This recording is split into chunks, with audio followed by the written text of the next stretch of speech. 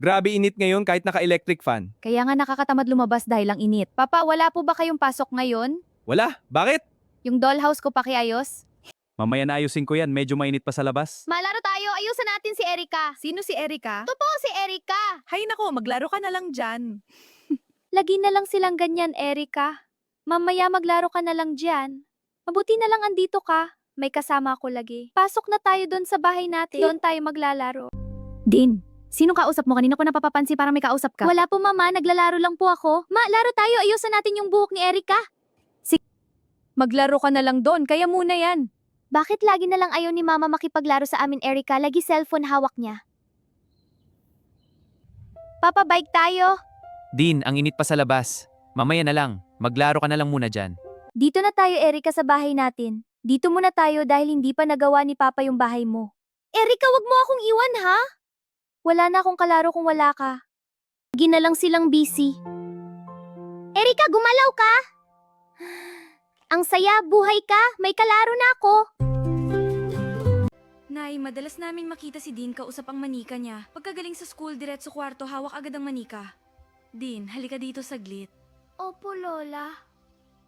Upo ka dito sa tabi ko. May itatanong ako sa'yo. Ano po yun, Lola? Din, bakit lagi mong hawak manika mo kahit saan ka magpunta lagi mong dala yan? Dahil kaibigan ko po siya.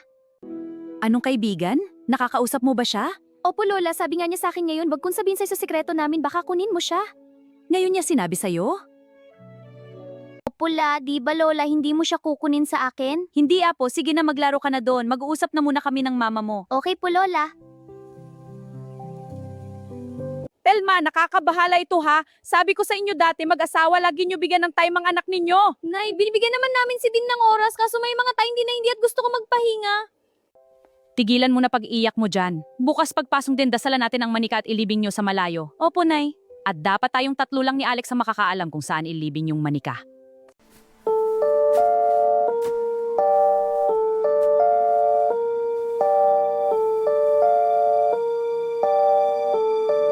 Erika, kung ano man ang iyong pangalan, nagpapasalamat pa din ako dahil sinamahan mo at hindi mo sinaktan si Din, pero kailangan ka naming ilayo sa kanya para din sa ikabubuti ng bata. Sa ngalan ng ating tagapaglikha, naway magpahinga ka na ng tuluyan. Tara na Alex, daan muna tayo sa bayan para tayo ay makapagpagpag at makabili na din ng ulam. Sige po, Nay. Saan si Erika? Bakit po wala siya sa higaan ko? Anak, pinamigay na namin dahil mayroong kasi kanina nag-ikot sa labas. Hindi po pwede! Luma na din kasi si Erika. Kaya pinamigay ko na dun sa mga taga-ampunan. Huwag ka na umiyak. Isa pa malaki ka na. Mas mainam kung tutong mga bata na ang mga kalaro mo. Gusto ko si Erika, ayoko ng iba! Din, tahan na.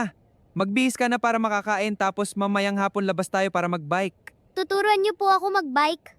Oh? Okay, pedal lang ng dahan-dahan. Hawak kita. Okay, kuya, excited na ako. Magaling, tuwid lang. Hawak mo na balanse. Woohoo, ang saya! Salamat, kuya! Sabi ko sa'yo tara, bilisan natin konti. Darating ang araw makakalimutan din ni Din yung manika niya. Sana nga po, Nay.